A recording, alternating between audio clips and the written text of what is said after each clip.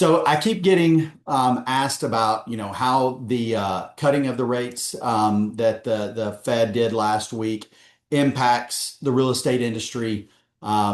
Really, what tools the Fed has as it pertains to managing the economy and the economic environment and where we are as an economy right now. And so we're going to use this episode. We're going to dive deep into that. I'm going to answer a number of those questions, and between myself and Brian, I'll introduce again here in just a second. We'll kind of go into how it impacts the economy, how what the Fed is doing impacts real estate, and specifically how it impacts the investments that we have. So, Ty Lasater here. I'm the one of the founders, managing partner, and CEO of Lasater Capital. And I've got Brian Robb on again with me this week, managing director here at Lasater Capital.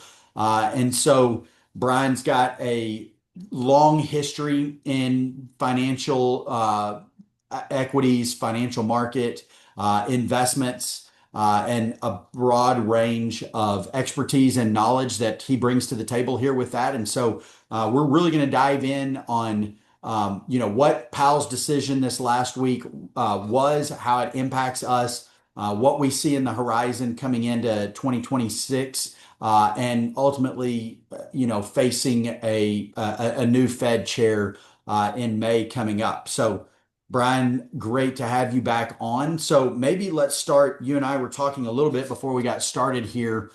At the end of the day, the Fed has three distinct tools that they can use in order to impact the economy. So let's go through what those tools are first, because everybody looks at the Fed as, oh, they're the ones who set the Fed funds rate. But that's not all they do. So, and that's not all they're managing. And so let's go into, Brian, what are those three tools? And really, as you mentioned, they've kind of taken on a fourth one now. So let's go into those. Yeah, thank you, Ty. Great to be here. So really the two main tools, but we'll add a third and even add a fourth in there. The first is federal open market operations. So buying and selling treasuries in the marketplace. And that's simply a way to either have liquidity in the market as far as cash flow, or pull back in the market as far as cash flow. And so that's a simple matter of buying and selling treasuries in order to impact liquidity in the marketplace. Not many people talk about that, but they've been very active. We also have to look at foreign governments. That might be another topic, and how they're buying and selling U.S. treasuries also can impact liquidity in our various markets. But that's a big tool that they have available to them. The funds rate, as you mentioned, is another tool. It's just the overnight rate that banks charge each other, and that obviously trickles down and has an impact in a number of other things. But that's a major tool, and one that we probably talk about mostly. And the last one is the reserve rate. So what type of capital do banks have to maintain when they lend out assets? And that's another way of either increasing or decreasing cash liquidity in the marketplace.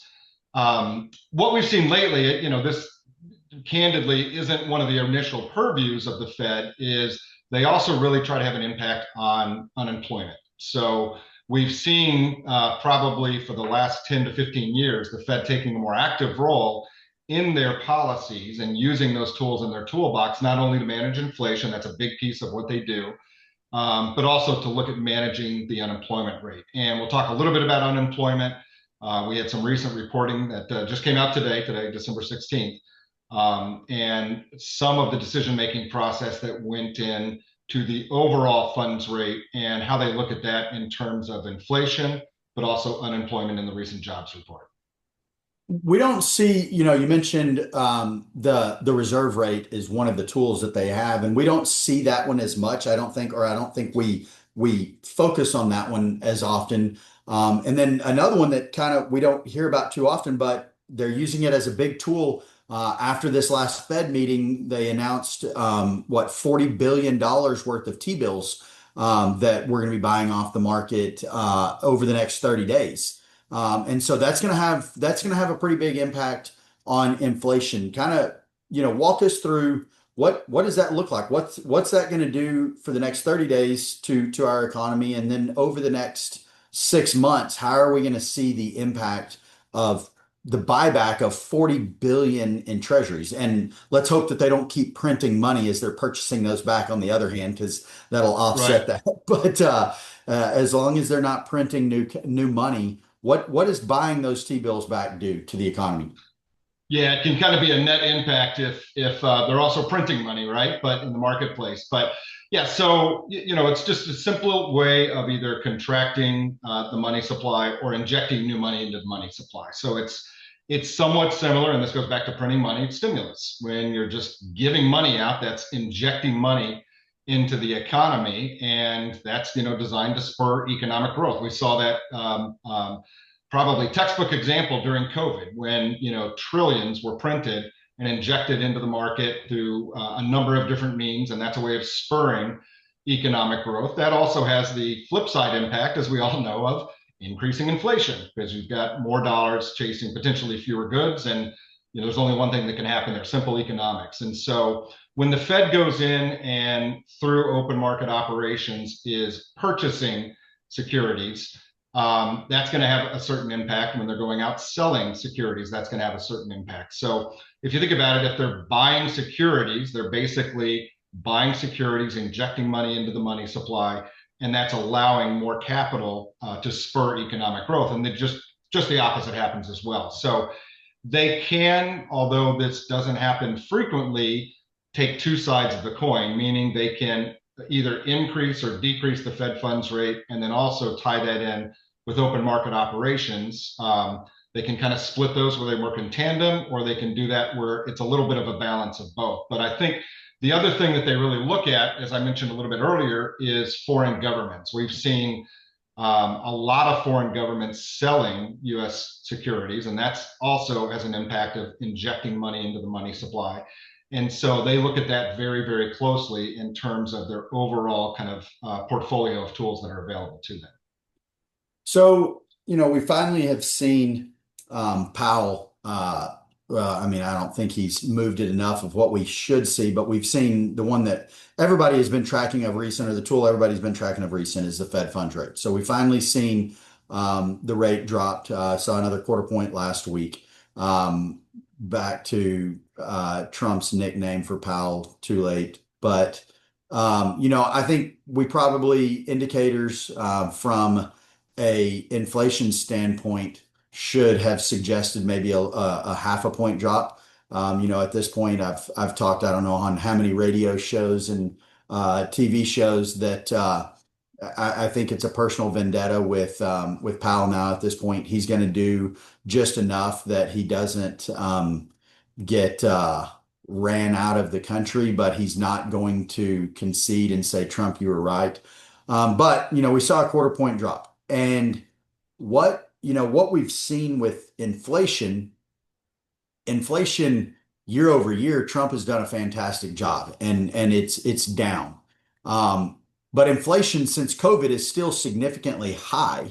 And a lot of that is from prior administration. It's also from, as you mentioned, injecting way too much new money into supply, in the form of those government subsidies that we saw coming out of COVID. So, with that, we've seen Trump take a number of positions trying to both adjust inflation and make an impact on the Fed, at least to lower rates. So, how do political cycles shape monetary supply? What do we see going on there, where the Fed is supposed to be an independent board, and it is, but sometimes there's a significant political impact there. Yeah, there shouldn't be an impact. It's kind of like the Supreme Court. They're designed to be an independent entity, and to some extent they are.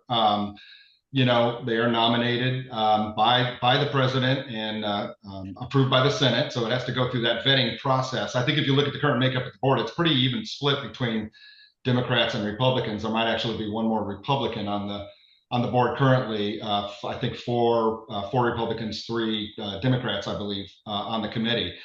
But you typically, regardless of the administration in the White House that's in power, you typically are going to find the executive branch is going to focus on low interest rates, right? They want economic growth because, to be perfectly candid, they're thinking short term. They're thinking the next 4 years, or I've got to get reelected. And so every one of them wants a good economy, right? They're going to be thinking short term. The Fed, probably rightly so, but probably too cautiously, is thinking long term.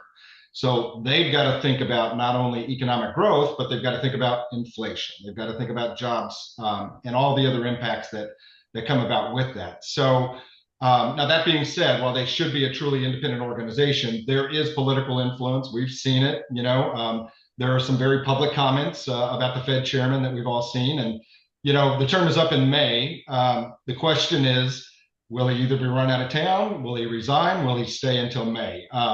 I think we've all probably got opinions on what's going to happen there, but look, it's a couple of months down the road. There is definitely pressure, not only from the executive branch, but the public as a whole, to see some sort of relief. But I think people do understand that you have to manage those two, right? The question is, how aggressively or how conservatively are you going to manage those tools that the Fed has available at their fingertips and balance that out with the need to maintain inflation? Now, I think you mentioned this earlier.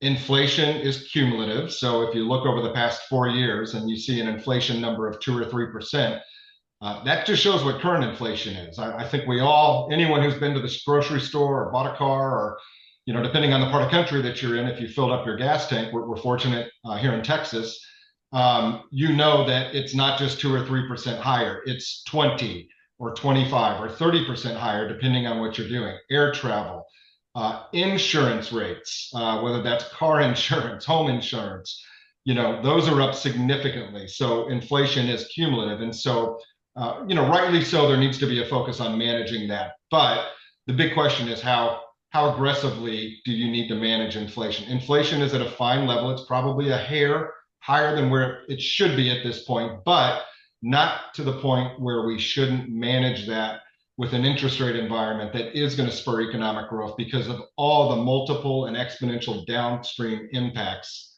that we're going to see from lowering the rate and also those open market operations. Yeah, I think, you bring in a very good point where we've seen inflation come back down to closer where it needs to be, with the exception of really the housing market. We've got a major supply and demand issue across the housing market, and that doesn't get addressed if we don't construct new housing, however you look at it, whether it's owner occupied housing or if it's investment properties for rentals, multifamily and the things like that. But builders and developers don't develop when the cost of money is too high for it to make sense. And so, we've got inflation back close to where it needs to be with the exception of housing, and we don't see new housing coming online. So I think 3 years ago, I'm going to use the Dallas market alone. 3 years ago, we saw 200,000 new units at the market. 2 years ago, it was just over 100,000. Last year, it was 50,000, and this year it's down further than that. And yet, we've got an increasing population from relocation from states like California and New York and across the north coming into the Dallas market. And so, something's got to be done with the interest rates in order to get developers and builders to start deploying capital into real estate market space. And in doing that, it also provides and creates jobs. One of the things that I think we've seen is we've had new jobs come online, but unemployment rate has remained a little bit higher than what it historically has been, which even with the aggressive approach on the border policy that we've seen, we have not seen what I would have expected the jobs rate to do at this point. That being said, Trump has done some things with both with the border as well as with tariffs in order to really thrive our economy. And Powell argued early on that some of those policies were going to increase inflation, where I think we saw a very short period of inflation that adjusted really quickly to those tariffs, and we have not seen the lasting impact that Powell mentioned we would have, but yet we haven't seen the change in the interest rate, the Fed funds rate yet that I would have expected. And so, what do you think we see in 2026 before May, before Powell is ultimately replaced? What do you think we see with the Fed and with rates there? Yeah, I think the one big question mark we have is the broader equity markets as a whole. I think everyone can agree we're at record highs for the year. We're at record highs, for quite a few years right now. And so I think in one of our latest newsletters, we talked about the heads of JP Morgan, Goldman, a number of the big banks that are out there give it greater than a 50% chance of a market correction. Now, to be clear, it's not a matter of if, it's a matter of when, right? Markets do correct. And although they can be painful, corrections can be healthy for the market, right? And we're seeing record high price earnings ratios in the markets today.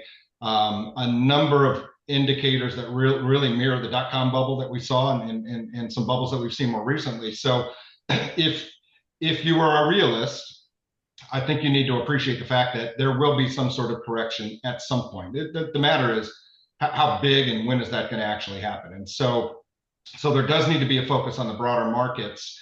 And when you do have an equity correction, there's a number of impacts there too, right? Typically, what you see is people fly to safety when there's a correction.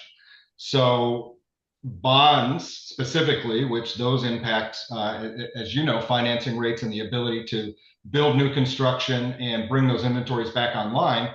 When the market corrects, people typically fly to bonds. When you've got money going into bonds, that does have pressure on those bonds because it's going to impact ultimately the interest rates. It's going to take some time for that to work its way into the economy. But I think when we do see that, it impacts not only people's ability to purchase new affordable housing, but to your point, I think for developers and construction to actually build new properties. So I think we've got, potentially an impact on a number of levels here. We've got interest rates and tariffs, and I think the jury's out on tariffs. Whether or not that's going to have a big impact ultimately.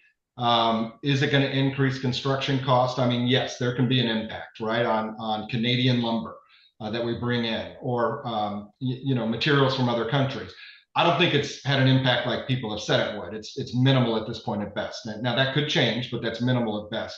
I think the bigger impact is what's going to happen with the broader markets, and then ultimately interest rates. Interest rates, as you know, impact our ability to finance the development of these new construction and new housing, whether that's multifamily, single family, condos, or whatever.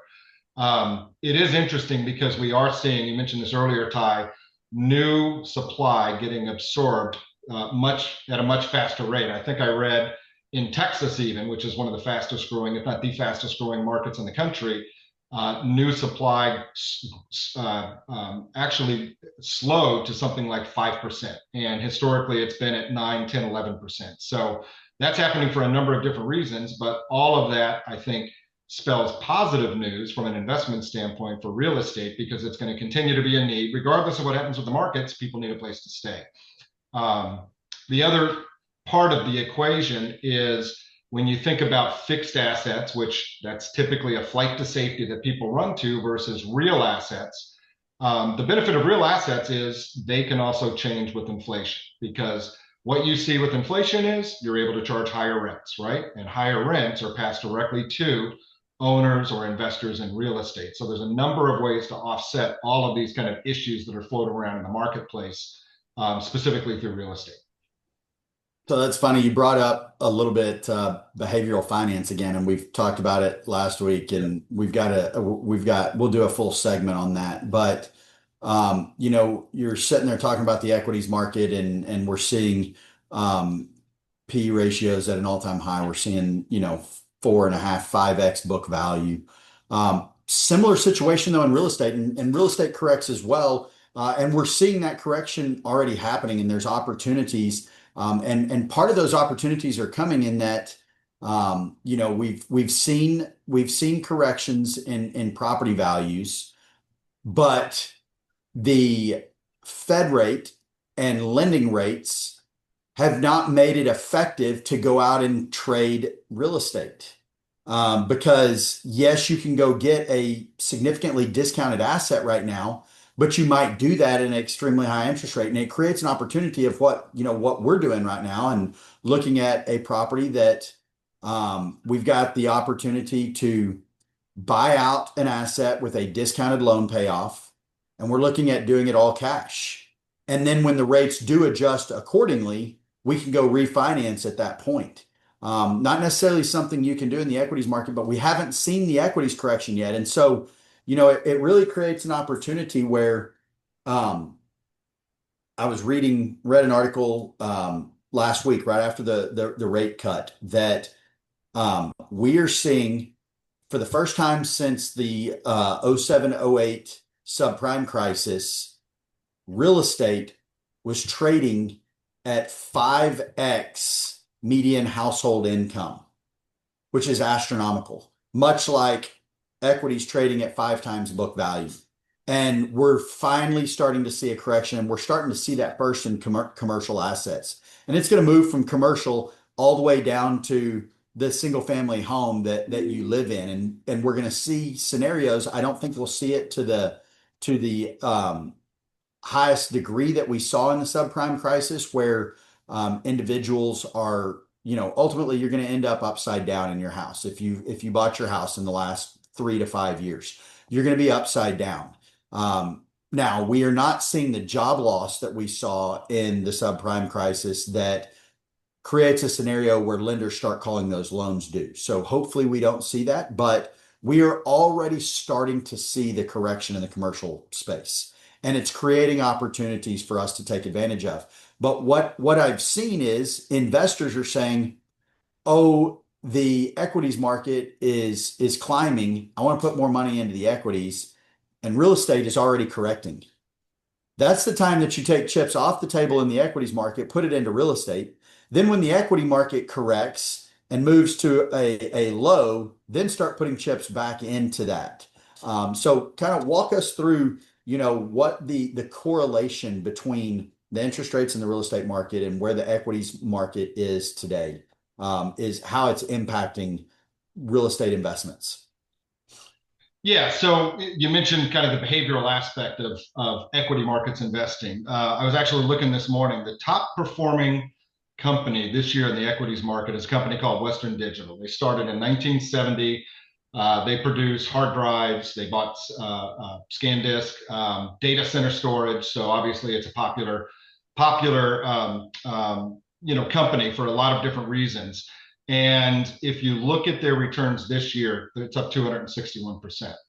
If you look at their returns since they started in 1970, but if I go back just 30 years, if you made an investment in 1995, you would have earned 6,861% in the company. So the question is, when people see that, they tend to get starry-eyed and say, boy, that's a great investment. I need to put money into this great company, Western Digital. The question is, when are you going to do that? And if you did that because you saw the latest news pop up about it, and let's just say you invested on December 1st, you read an article around Thanksgiving and decided, hey, this company's going gangbusters, I'm going to put some money in. Your return would have been 5%, right? So behavioral finance is simply a way of saying you get very emotional and you see something going up and you tend to buy. And then when something goes down, we get scared and you tend to sell. So my thought is, and the way I was taught is, that's the exact opposite of what you should do in investing. You shouldn't buy high and sell low. You should do the opposite. You should buy low and sell high. So, that can have a very, very big impact. I think if you look for the average investor, the S&P over 30 years has done something like 9%. But when you factor in behavioral finance, meaning people actually do buy and sell at the wrong times, most experts would say your average return is probably closer to 4, 5, or 6%. The key thing there that you've got to factor in also is number one, inflation, and number two, taxes. And so you can't really insulate against either of those two things in the equity markets. But Ty, as you know, you can insulate against those two things in the real estate market. For the point we made earlier, as inflation goes up, you can increase rents and it kind of self-adjusts itself from that point. And there's a number of different tax benefits, obviously, that you can utilize in real estate to take some of those off the table. But I think that the key there is there's really only a couple of asset classes where you can insulate yourself from behavioral finance. One of them is annuities. If you put money in an annuity, these are products offered by insurance companies. They're going to take your money, they're going to lock it up for a period of time, and they're going to guarantee you, whether you have a fixed or a variable annuity, a certain rate of return, but they're going to charge a lot for that privilege, right? They're basically saying, you pay us to take that concern off the table for you, right? And you got to pay them a pretty big amount for that. Well, the main issue behind that is they can be expensive, and a lot of people don't understand. You can actually take advantage of negating the behavioral finance issue through real estate, because real estate by its very nature is somewhat illiquid, right? If you go out and you buy a house, you can't just sell it in a day, right? You might be able to sell it in a month or two, but the idea is you're going to hold it for a period of time.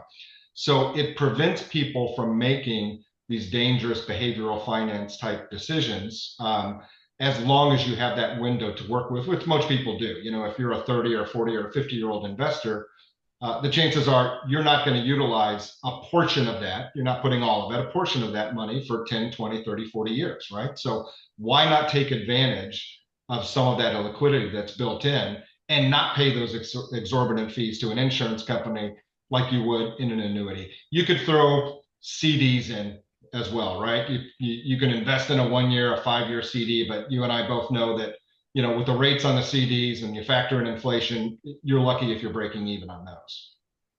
Yeah, I think that's a good point. And you know, and I was actually on the phone with an investor just a little bit ago. And this is an investor that's invested with us for, probably it's been going on 7 years now at this point. And he also has his own active portfolio that or his own active real estate portfolio that he invests in. And, he was looking at an opportunity, and he's got a opportunity that's about $500,000 investment, and he's weighing that with $500,000 investment in a deal that we're doing right now.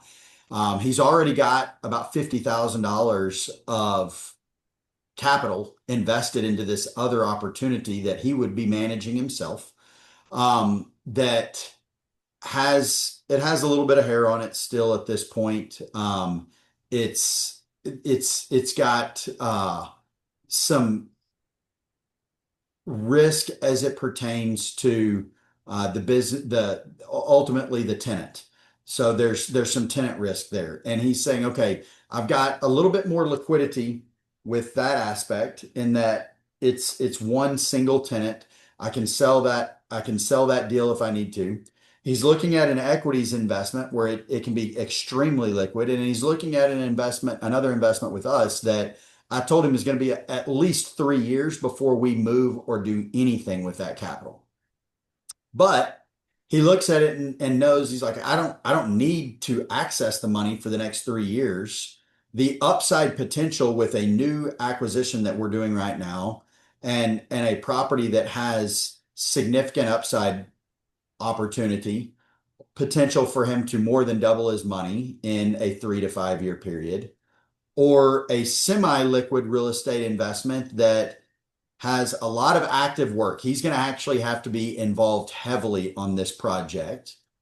And it's a little bit more liquid. He would probably sell the project within 2 years, but it's going to have a lot of work for the potential of a 1.5 times multiple, or going into the equities market right now while it's already setting in an all-time high. And he's like, Ty, I've seen how my investments with you have performed. We've done really good with this investor. We've returned quite a few investments with him, and he knows what to expect with us. He knows that when I tell him, hey, this is going to be illiquid for at least 3 years, to expect that, but also to know that he doesn't have to deal with the day-to-day management. And so the liquidity standpoint, he's willing to give that up because of he doesn't have to be involved. He doesn't have to worry about the equities market correcting tomorrow. And yet he doesn't need his money tomorrow. He knows that this is a long time play. It's not something that, like, he's investing that money one way or another. And if his investment is invested in the real estate deal that he's doing and he has the money back out in a year and a half, he's going to invest it again at that point. So he might as well invest it for a 3 or 4 year period where it has a higher upside potential. And so ultimately, what he decided is he's walking away from $50,000 worth of expenses that he's already paid for legal fees in order to go into an investment with us that is a little bit illiquid, but it's an opportunity that we're setting at the bottom of the market with this real estate investment right now. And we're purchasing $6.5 million of free equity day one. And so he knows that he can set back and wait for, 3 years and for me to call him and say, hey, we've executed on the business plan. Here's return of your capital, and we're going to continue owning this property moving forward now with debt. So, as you look across multiple different investment opportunities, or you add in, maybe he could have bought a CD. And I've talked to a number of investors that have their money in a CD right now. Well, when you've got inflation at 4.7% and the CD's paying at 5%, and then after tax effect, you're upside down. Like your Mhm. money is worth less than it would have been if you would have put it in even the S&P 500. And so, people say, well, I want to get in that CD because I know that every month I'm going to get this XYZ distribution, whatever that is. Fantastic. Your money's losing value every day.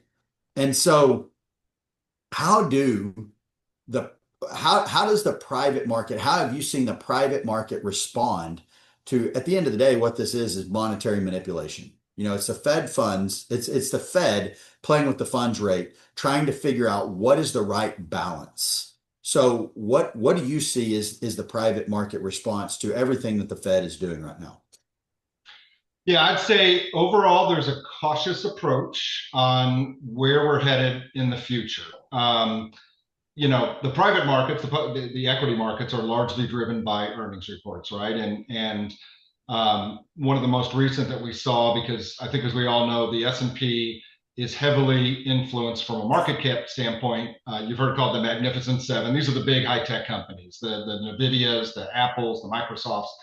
That's driving a huge percentage of the increase that we've seen in the S&P.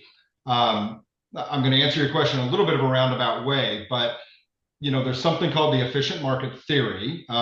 Eugene Fama, University of Chicago, Nobel laureate, won the Nobel, I believe, in mid 90s, 1995. Actually started work in the mid 60s, early 60s, mid 60s, on something called the efficient market hypothesis. And that's simply a way of saying by the time you've figured out the angle on that stock, it's already built into the stock price, right? Because there's so much information out there that's available for us to take advantage of.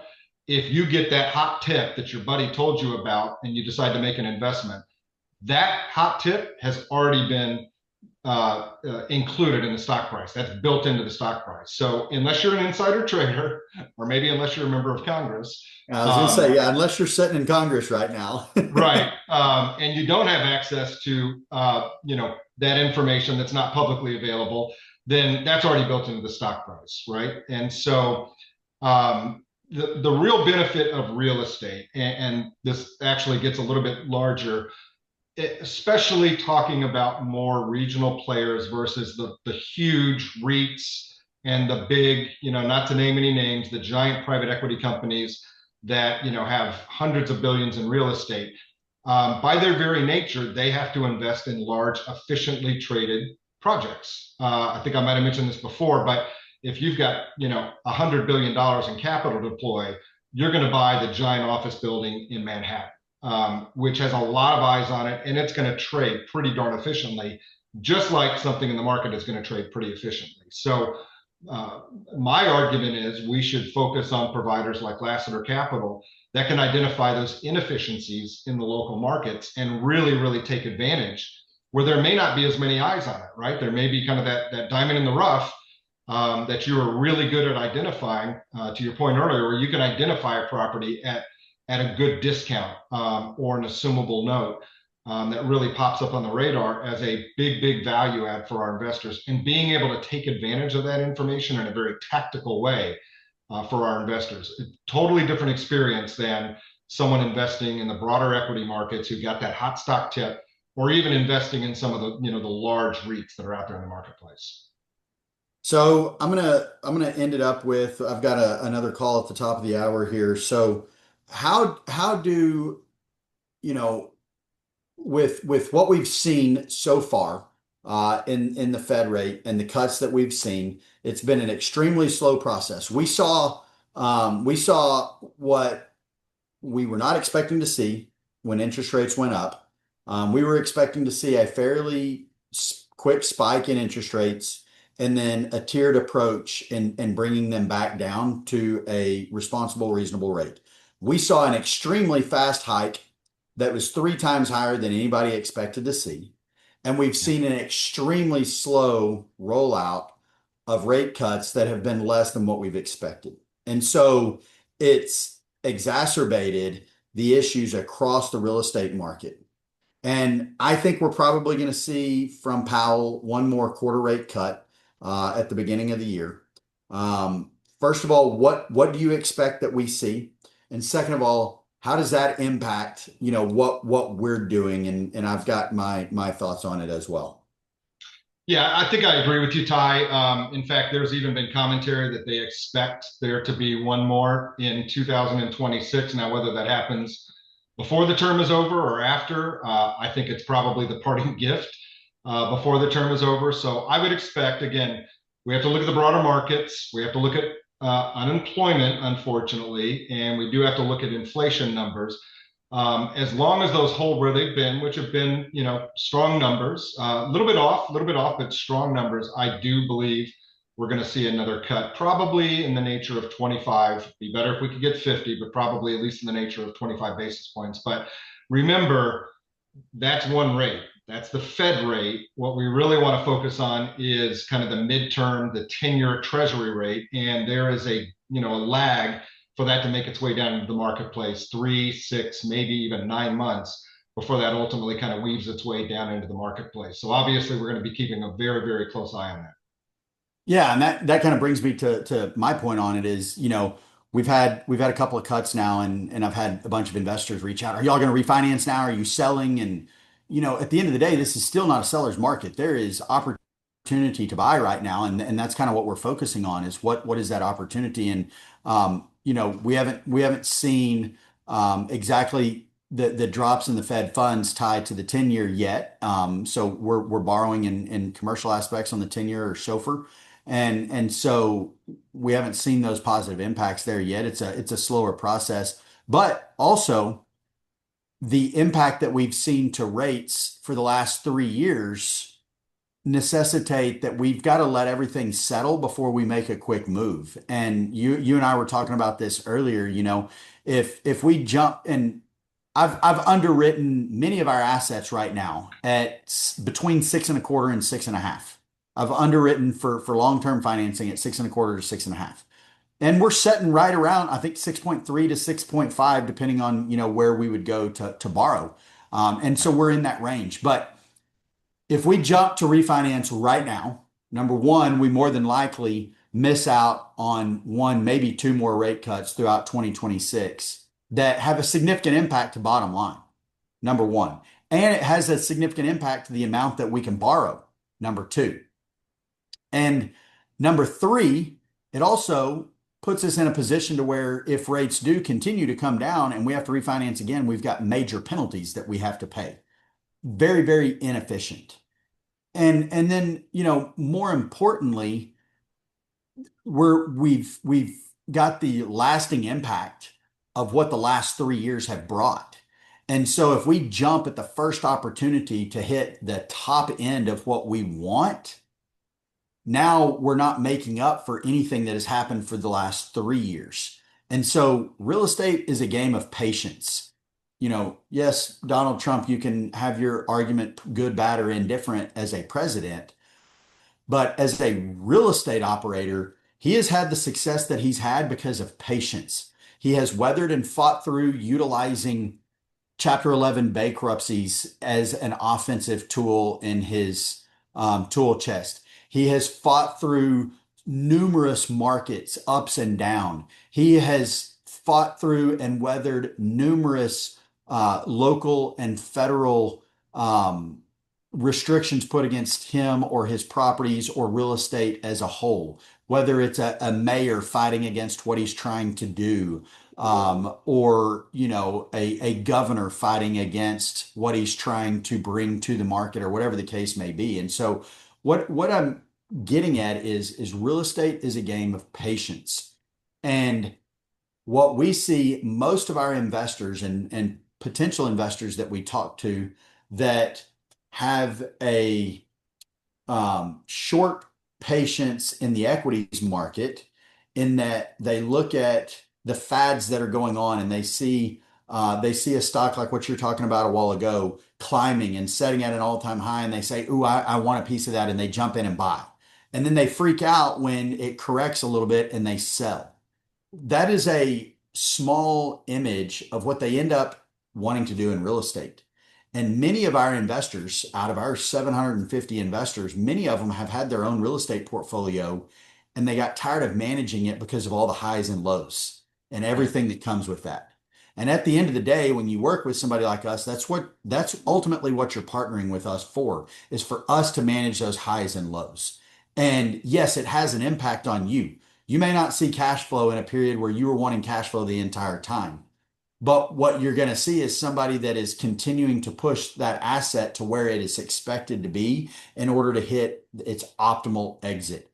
And if we refinanced every time one investor wanted to refinance, or sold an asset every time four investors wanted to sell an asset because of their own personal liquidity needs, or sell an asset because we're not seeing cash flow on it, we're going to end up selling low and buying high, which is the opposite of what we want to do. And so it is a very patient game that, this interest rate impact that we've seen over the last 3 years is a very short window into our overall business plan. And so, yes, we're playing the interest rates, and yes, they have a significant impact in what we do, but they've had a lasting impact over the last 3 years that we need to manage and not make a quick, hasty decision and refinance right now and lock us into something that ultimately is a negative 12 months from now. So, Yeah, it's a great point. I mean, refinancing when it's probably too early is very akin to selling the stock when you get scared, which to your point is exact opposite of what you should do. exactly. Well, thanks for being on this morning, Brian, again.